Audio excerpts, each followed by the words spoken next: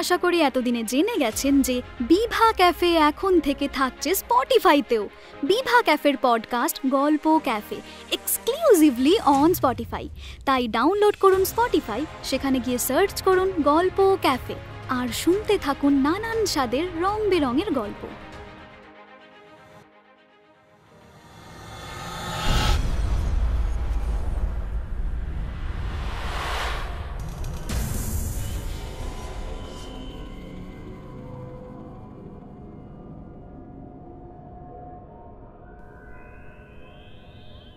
বিভা ক্যাফেতে আজ আপনারা শুনবেন তমগ্ন নস্করের কলমে এক শিহরণ জাগানো গল্প, ধাঁধা। আজকের গল্প পাঠে আমি কৌশিক। শুরু হচ্ছে আজকের গল্প, ধাঁধা।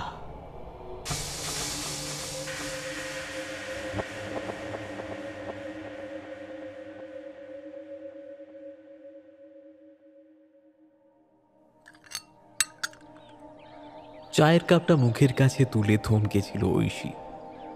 ভদ্রলোকের স্বীকারোক্তি শুনে চায়ের কাপটা ঠোঁটেই আটকে গেল। এরকম অদ্ভুত কথা যে কোনো বাড়িওয়ালা স্বীকার করে নেবে তা ঐশীর ধারণা ছিল না। এই 7 মাসে বিস্তর ঘুরে জোরালো একটা ধারণা হয়েছে তার যে বেশিরভাগ বাড়িওয়ালাই ভাবেন তারা বাড়ি ভাড়া দিয়ে ভাড়াটেদের উদ্ধার করেছেন। সেই পটভূমিতে পরেশবাবুর মুখে এরকম কথা শুনে থমকে যাওয়াই স্বাভাবিক। কি গো মা, নাও নাও। আবার কথা বলা শুরু করলো তার মালিক পরেশবাবু। তো যা বলছিলাম, এই বাড়িতে ভূত আছে আমি নিজেও জানি। আমি জানি আমাদের বাড়ি ভুতুরে। তবে এই ভূতের কথা বলার মতো পুঁজি আমার কম, বুঝলে। বলবে তো তোমার কাকিমা, বাড়িতে ওই তো থাকে বেশিরভাগ। আবার আমায় টানো কেন? কথার মাঝখানেই রান্নাঘর ছেড়ে বেরিয়ে এলেন ভদ্রমহিলা। এই ভদ্রমহিলাকে দেখলে আপন মায়ের কথা মনে পড়ে যায় ঐশীর। ভদ্রমহিলার মধ্যে মাতৃত্ব যেন টলটল করছে। মাত্র মাস 2 হলো তারা এই বাড়িতে এসে উঠেছে, অথচ এর মধ্যেই এই ভদ্রমহিলা কত সহজেই তাদেরকে আপন করে নিয়েছেন।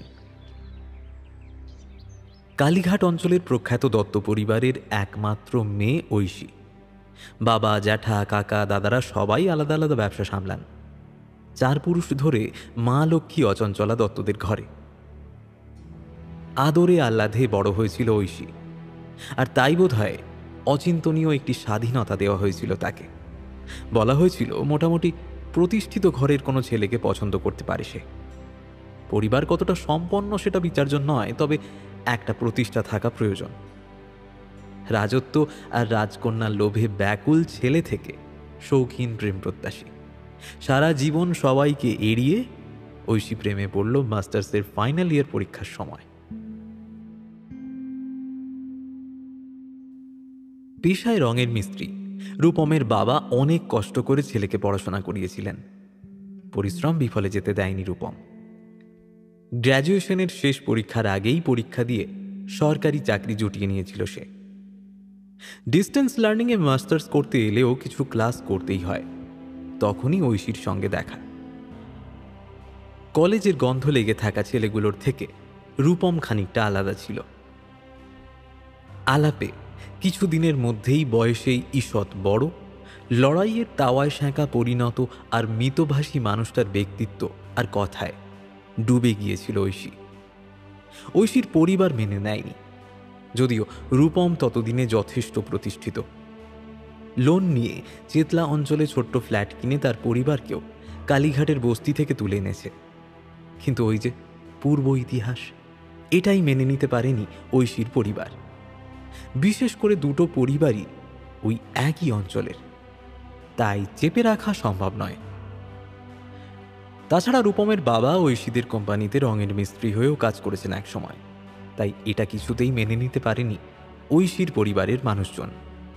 শেষমেশ বাধ্য হয়েই কার্যত এক বস্ত্রেই রূপমের ফ্ল্যাটে এসে উঠেছিল দুজনে। কিন্তু শান্তি হয়নি ঐশীর পরিবারের। এইভাবে সবার সামনে একই অঞ্চলে ঘুরে বেড়াবে, এটা তাদের জন্য যথেষ্ট মানহানিকর। শেষমেশ একটা বোঝাপড়া হয় যে কলকাতা ছাড়তে হবে রূপমদের। অনেক তদবির করে রূপম সিউড়িতে বদলি নেয়। রূপমের পরিবার কলকাতাতেই আছে। বোঝাপড়া হয়েছিল যে কয়েক মাসের মধ্যে ভালো ভাড়া বাড়ি দেখে পুরো পরিবার সহ তারা সিউড়িতেই উঠে আসবে। ঐশীর বাবা কলকাতা ছাড়ার আগে মেয়ের সাথে শেষবারের জন্য দেখা করতে এসেছিলেন।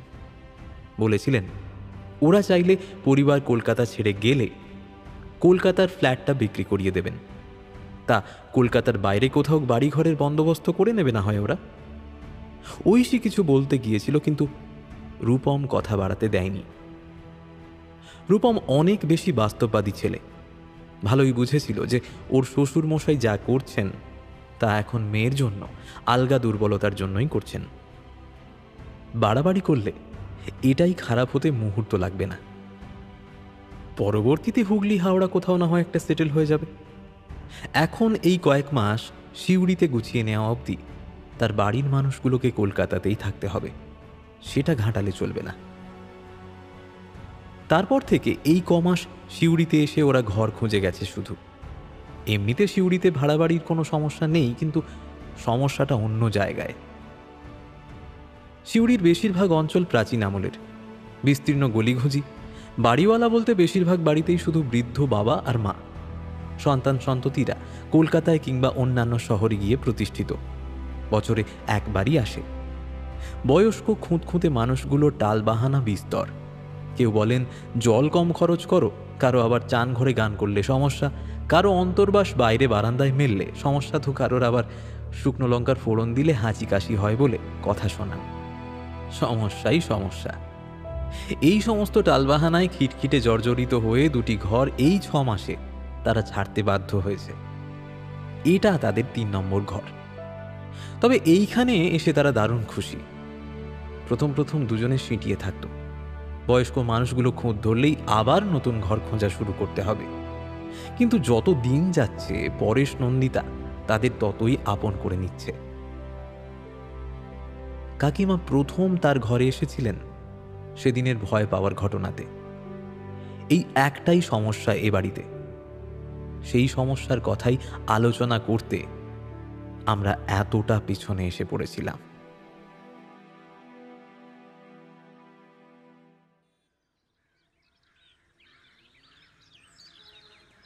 সেদিন দুপুরে অন্য দিনের মতো বইটা বুকে নিয়ে শুয়েছিল ঐশী।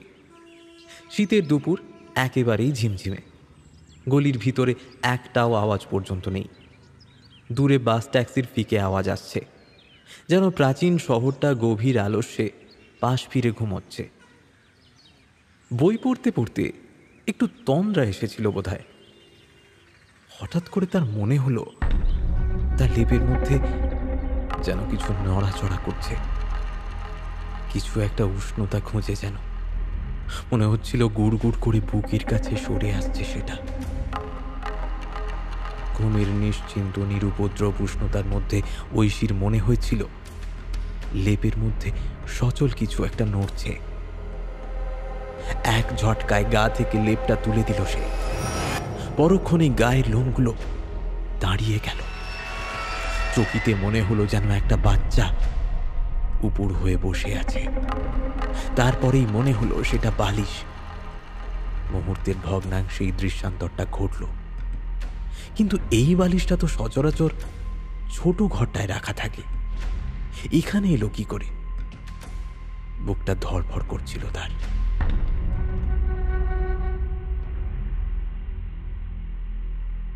সেদিন দুপুরে আর ঘুমোতে পারেনি ঐশী। সেদিন কেন, তারপর থেকে নিরুপদ্রব নিশ্চিন্ত ঘুম অনেকখানি ব্যাহত হয়েছিল তার। ঘুমোতে গেলেই মনে হয় এই বুঝি কেউ এসে পড়বে, এই বুঝি লেপের মধ্যে ঢুকে পড়বে, কিংবা কেউ এসে তার পাশটিতে চুপ করে দাঁড়াবে। রাতে ঘুম একেবারেই আসে না। তন্দ্রা এলেই ঝপ করে বেড সুইচটা জ্বালিয়ে দেয় সে। রূপম ভালো মানুষ, চোখ কুঁচকে বিরক্ত হয়ে পাশ ফেরে, আর কিছু বলে না। জিজ্ঞাসা করলেই বা কি বলতো? আজকাল মনে হয় কেউ এসে চুপচাপ ওর দিকে তাকিয়ে আছে। মাথার কাছে কাবার্ডের পাশটায় কি যেন নড়ে। খুন পোকা হতে পারে, কিংবা মাঝে মাঝে ভাবে সেদিনের সেই ঘটনাটা মাথার মধ্যে ছ্যাঁকা দেওয়ার মতো লেগে গিয়েছিল। সবই হয়তো তার তন্দ্রাতুর চোখের ভুল ছিল। হ্যাঁ, বৃথাই সে ভেবে মরছে এসব। আর তখনই দ্বিতীয় ধাক্কাটা খেল সে। রাতে জল খেতে এসেছিল ডাইনিং রুমে। জগ থেকে গলায় জল ঢালতে গিয়ে দেওয়ালের দিকে চোখ গিয়েছিল তার, আর সেদিকে তাকিয়েই তার বুকটা জমে বরফ হয়ে গেল। একটা অদ্ভুত অবয়ব মাকড়সার মতো দেওয়াল থেকে ঝুলে তার দিকে তাকিয়ে আছে। এরকম কুৎসিত অবয়ব সে জীবনে দেখেনি। মূর্তিটা দেখে নড়াচড়া তো দূর, চিৎকার করতে পর্যন্ত ভুলে গেছে সে। মাকড়সার মতো হেঁটে আস্তে আস্তে করে দেওয়াল থেকে নেমে এলো সেটা। এতক্ষণ 4 হাত পায়ে কুঁকড়ে ছিল যেটা, সেটা এবার পরিষ্কার হলো। একটি পূর্ণাঙ্গ নারীর অবয়ব। মেয়েটি ধীর মন্থর পায়ে তার কাছে এগিয়ে এলো। তারপর তার কানের কাছে মুখ নিয়ে এসে ফিসফিস করে বলল,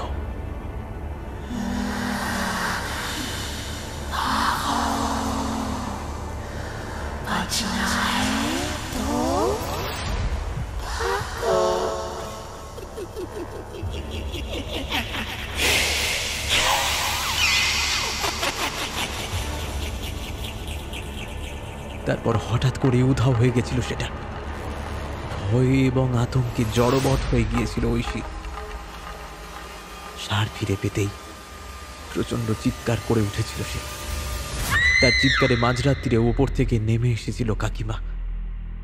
তারপরে এই শীতেও ঘাড়ে মাথায় জল দিয়ে তাকে ঠান্ডা করেছিলেন।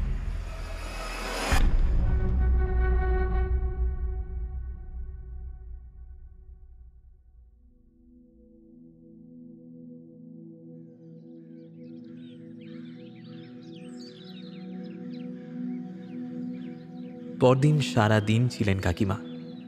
পরেশ কাকুকে ডাল ভাত খাইয়ে অফিস পাঠিয়ে নিচে রয়ে গিয়েছিলেন তিনি। রূপম অফিস থেকে ফেরত না আসা পর্যন্ত নিচেই রইলেন কাকিমা। এটা ওটা গল্প বলে তার মনটাকে সরিয়ে রাখার চেষ্টা করেছিলেন তিনি। তখন কথায় কথায় বুঝেছিল ছেলে বৌমা কম আসে, তাই মনে একটা শূন্যতা রয়ে গেছে কাকিমার। ঐশী খুব সহজেই আপন করে নিয়েছিল কাকিমাকে। এরপর থেকে যেমন কাকিমা তার আপন হয়েছিল, তেমনি বেড়ে গিয়েছিল ওই ওদের আনাগোনা। সে রাতে রূপম তার কথায় খুব একটা বিশ্বাস করেনি। 3-4 দিন আর কিছুই ঘটেনি।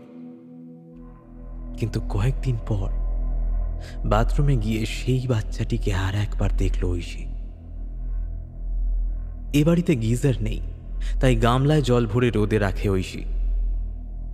সেদিন জলের গামলাটা বাথরুমে ঢুকিয়ে বেডরুম থেকে কাজ ছেড়ে আস্তে আস্তে একটা মৃদু কিচকিচ আওয়াজ পেল সে।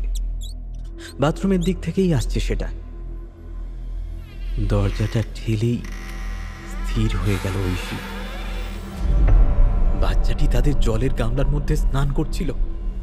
তাকে বাথরুমে ঢুকতে দেখেই জলের গামলা থেকে নেমে দৌড়ে পালালো তারই পাশ কাটিয়ে। পলকের জন্য তার ভিজে হাত নাইটির কোমর ছুঁয়ে গেছে। বাথরুম থেকে বেরিয়ে হাওয়ায় মিলিয়ে গেল যেন বাচ্চাটা। বাচ্চাটাকে দেখে তার হাত পা মুহূর্তে ঠান্ডা হয়ে গিয়েছিল। অনড় দাঁড়িয়ে রয়েছিল সে। এক বাটি তরকারি হাতে কাকিমা নিচে না নামলে কতক্ষণ এরকম থাকতো সে জানে না। কাকিমা এসে পিঠে হাত রাখতে প্রথমে চমকে উঠেছিল, তারপর হু হু করে কেঁদে উঠেছিল। ঐশীমা, কি হয়েছে? কাঁদছো কেন? আরে কি হয়েছে বলো। নন্দিতাকেই সব বলতো ঐশী। ব্যথাতুর মুখে সব শুনতেন নন্দিতা, কিন্তু কোনো প্রতিকারের উপায় বলতে পারেননি। ভীত কণ্ঠে উনি একবার বলেও ছিলেন, তোমরা কি তাহলে চলে যাবে? কি ভেবেছ? নিজের এই অদ্ভুত ভ্রম আর বয়স্ক মানুষগুলোর একাকিত্বের টানা পড়েনে দীর্ণ হয়ে দিন কেটে যাচ্ছিল ঐশীর। এর মধ্যেই 4 নম্বর ধাক্কাটা খেল ও।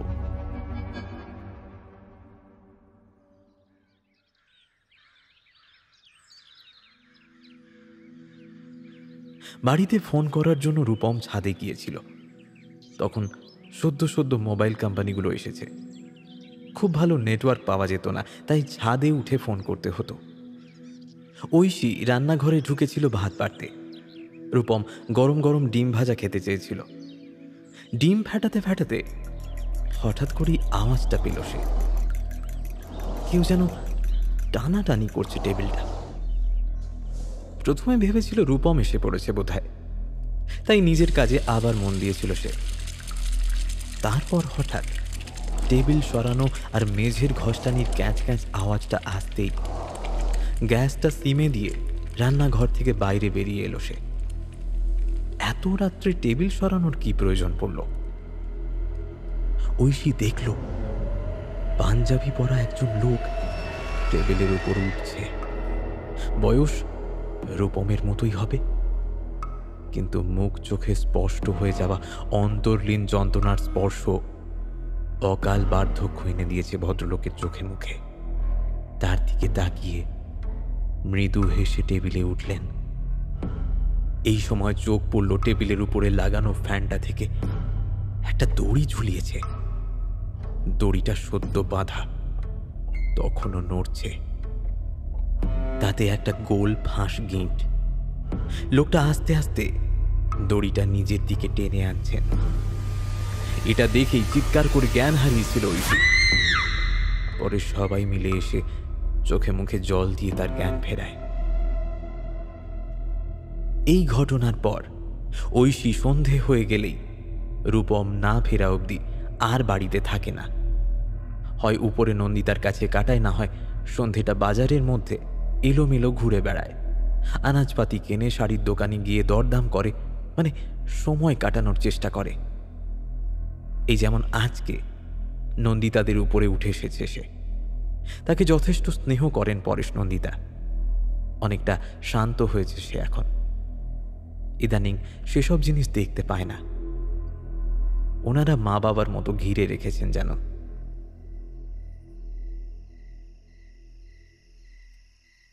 সেদিন এই কথা সে কথা করে সাহস করে প্রসঙ্গটা তুলে ফেলেছিল ঐশী। বলার পর অপ্রস্তুত হয়ে এটাও বলেছিল যে তাদের যদি অসুবিধা থাকে তাহলে বলতে হবে না। কিন্তু তাকে অবাক করে পরেশবাবু মানে এই অকপট স্বীকারোক্তি করেছিলেন। চায়ের কাপটা নিয়ে গুছিয়ে বসে বলতে শুরু করলেন নন্দিতা।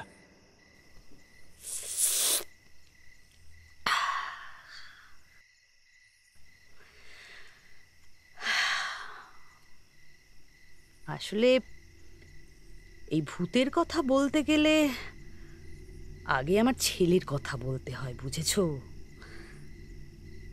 আমার বাবু মানে দীপ্তেশ বাবু ছেলেবেলা থেকেই দারুণ মেধাবী। তবে তার মেধা যাতে ঠিকঠাক পথে বিকশিত হয় সেজন্য আমরাও কম খাটিনি। কি জানো তো, ছেলে মেয়ে মেধাবী হলে তখন তার জন্য খাটতেও ভালো লাগে। তবে ছেলে আমার আঁচল বাঁধা ছিল বলেই রক্ষে। যেমনই বলতাম ছেলে আমার তেমনই চলতো। জানো, প্রতিবেশীরা আমাদের আত্মীয়রা ওকে বেশ হিংসা করত। সেই জন্য আমরা ওকে বাড়ির বাইরে যেতে দিতাম না। কি বলো, তাই তো? সেই জন্য এবারে কি হলো, ওই জায়গাটাকে বলি তোমায়। আমার বাবু মাধ্যমিকে জেলা স্কুল থেকে টপ করলো, উচ্চ মাধ্যমিকেও তাই। এবারে বিদায় দেওয়ার পালা এলো। অবশ্য পড়াশুনোর জন্য ছেলে বাইরে যাবে এই ব্যাপারে আমাদের কোনো সমস্যা ছিল না। আমরা বাবুকে হোস্টেলে পাঠালাম, কিন্তু আইআইটি হোস্টেল বুঝতেই পারছো, বড় কঠিন ঠাঁই। বাবু বেশি দিন হোস্টেলে টিকতে পারল না। তখন বাধ্য হয়ে আমি গিয়ে ওখানে বাড়ি ভাড়া নিলাম আর বাবুর সঙ্গে থাকতে শুরু করলাম। বাবুর বাবা এখানে একা হাত পুড়িয়ে খেয়ে অফিস করতেন, কিন্তু বাবুর জন্য এগুলো আমরা কেউ ভাবিনি, বুঝেছ। ক্যাম্পাস থেকেই চাকরি পেল বাবু।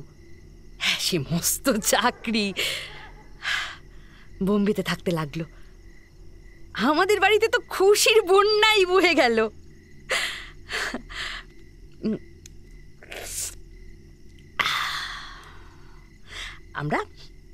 আমরা বাবুর জন্য এরপরে মেয়ে দেখা শুরু করলাম। খুব ভালো ভালো সম্বন্ধ আসছিল, কিন্তু বাবু আর বিয়েই করতে চায় না, বাড়িও আসে কম।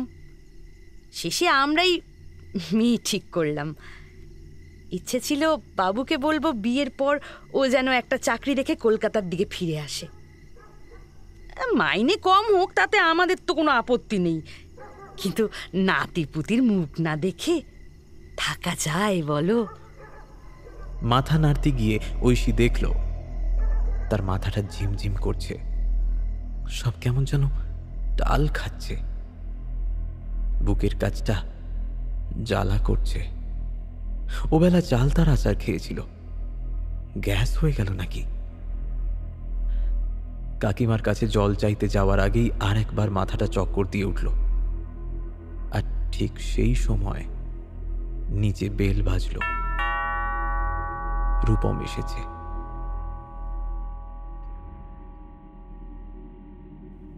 রূপমের পাশে এসে বসল ঐশী। এই কদিনেই কি চেহারা হয়েছে! গালের দাড়িগুলো খোঁচা খোঁচা, চোখ গর্তে বসে গেছে। বেচারাকে দিনরাত অনেক ছোটাছুটি করতে হচ্ছে।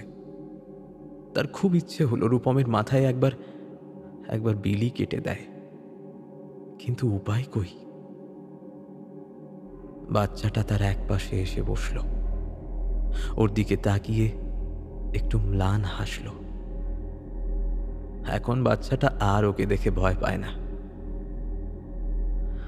ও আর বাচ্চাটাকে বা তার মাকে ভয় পায় না। ওদের কাছেই ঐশী সব কিছু জানতে পেরেছে। পরেশ আর নন্দিতার ছেলে দীপ্তেশ মুম্বাইয়ে থাকাকালীন নিজের এক মুসলিম সহকর্মী মেয়েকে বিয়ে করে সংসার পেতেছিল। বাবা মায়ের ভয়ে 3 বছর বাড়িতে জানাতে সাহস পায়নি। এদিকে পরেশ আর নন্দিতা অস্থির হয়ে নিজেরাই পছন্দ মতো মেয়ে দেখে। বাধ্য হয়েই দীপ্তেশ বউ বাচ্চা নিয়ে ঘরে আসে। মাথায় বাজ পড়েছিল পরেশ আর নন্দিতার। একে তো অমতে বিয়ে, তাও বাবু তাদের অবাধ্য হয়েছে এটা মেনে নিতে গিয়ে নন্দিতা মানসিক অবসাদগ্রস্ত হয়ে পড়ে। বাধ্য হয়ে দীপ্তেশ কলকাতাতেই একটা প্ল্যান্টে চাকরি নিল। মায়ের অসুস্থতার জন্য বউ এবং বাচ্চাকে বাড়িতেই রাখতে বাধ্য হয়েছিল। দীপ্তেশের স্ত্রী চাকরি ছেড়ে বাড়ির সমস্ত দায়িত্ব সামলাত। আপাত দৃষ্টিতে মনে হয়েছিল নন্দিতা সুস্থ হচ্ছে, আস্তে আস্তে সবকিছু ঠিকঠাক হয়ে যাচ্ছে। দীপ্তেশও কাজের প্রয়োজনে বাইরে ট্যুরে যাওয়া শুরু করেছিল। সেবারেও সেরকম একটা ট্যুরে কয়েকদিনের জন্য বাইরে বেরিয়ে গিয়েছিল। পরেশ আর নন্দিতা প্ল্যান করেই রেখেছিল দুজনে মিলে দীপ্তেশ বাবুর স্ত্রী আর বাচ্চাটাকে মেরে ফেলেছিল।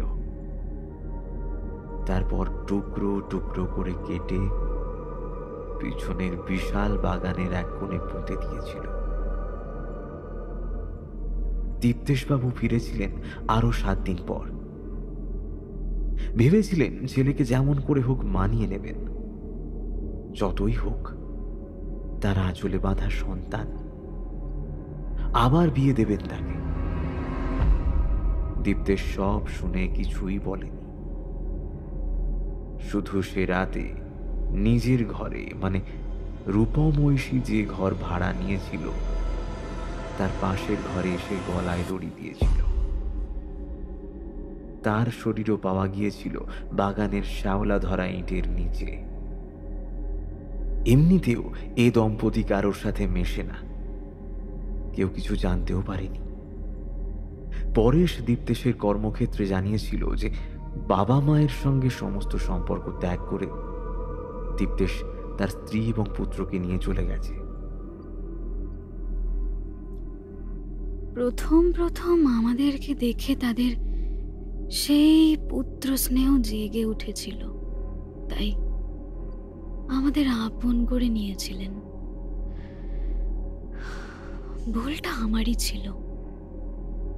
যেদিন আমি ভুল করে বলে ফেলেছিলাম আমাদের পালিয়ে বিয়ে করার কথা,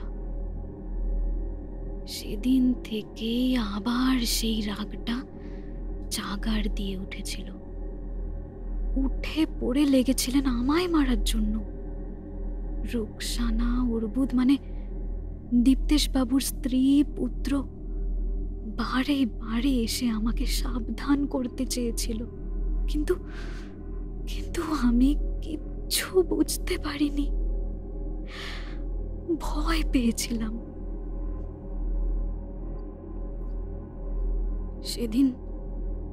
সেদিন কাকিমাই আমার চায়ে বিষটা মিশিয়েছিলেন। রূপম যখন বেল বাজিয়েছিল তখন আমি একটু একটু করে মৃত্যুর দিকে ঢলে পড়ছি। পরেশবাবু রূপমকে বলেছিলেন সেই যে বিকেলে বাড়ির থেকে বেরিয়েছি, আর নাকি আমি বাড়ি ফিরিনি। আগেই বলেছি আমি এরকম প্রায়ই যাই, তাই রূপমও অবাক হয়নি। আমাকে বারবার ফোনে না পেয়েও অবাক হয়নি, কারণ এখানে নেটওয়ার্কের সমস্যাটা ভীষণ জটিল।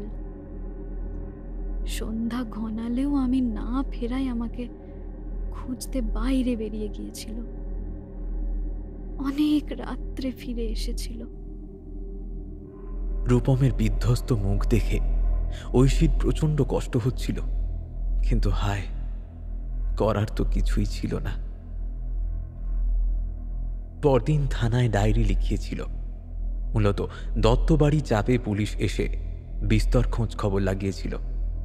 রূপমকে দারুণ হেনস্থা করা হয়েছে, কিন্তু বাগানের একটি নিভৃত কোণে পরিত্যক্ত সেপটিক ট্যাঙ্কের মধ্যে শুয়ে থাকা ঐশীকে কেউ খুঁজে পায়নি। আয়নার সামনে দাঁড়িয়ে অনেকক্ষণ শিরা কাটার মহড়া দিল রূপম। পারল না অবশ্য, ফেলে দিয়ে পালিয়ে এলো। তবে ঐশী জানে ও একদিন ঠিক পারবে। আজ না হোক কাল ও আসবেই ওর কাছে। তখন ওকে সব বলবে, সব ভুল ভাঙাবে।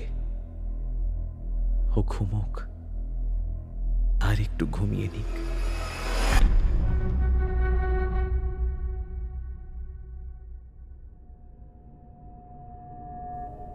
শুনলেন লেখক তমগ্ন নস্করের কলমে শিহরণ জাগানো রোমাঞ্চকর কাহিনী ধাঁধা। আজকের গল্প পাঠিয়েছিলাম আমি কৌশিক। এছাড়াও বিভিন্ন চরিত্রে অভিনয় করেছেন বিদিশা, রাহুল, সোমা এবং কৌশিক। প্রচ্ছদ কৃষ্ণেন্দু। আবহ এবং স্পেশাল এফেক্টস শ্যাডো। পরিচালনায় অভিজিৎ ও কৌশিক। সমগ্র পরিবেশনা ও প্রযোজনা বিভা পাবলিকেশন। গল্পটি আপনাদের ভালো লেগে থাকলে শেয়ার করতে পারেন আপনাদের প্রিয় মানুষদের সাথে এবং আপনাদের মূল্যবান মতামত জানাতে পারেন আমাদের কমেন্ট বক্সে। আপনারা পাশে আছেন বলেই আমরা উৎসাহ পাই। আশা করি এভাবেই আপনাদের পাশে পাব। সকলে ভালো থাকুন, সাহিত্যে থাকুন এবং শুনতে থাকুন বিভা ক্যাফে। গল্প শোনার সঠিক ঠিকানা।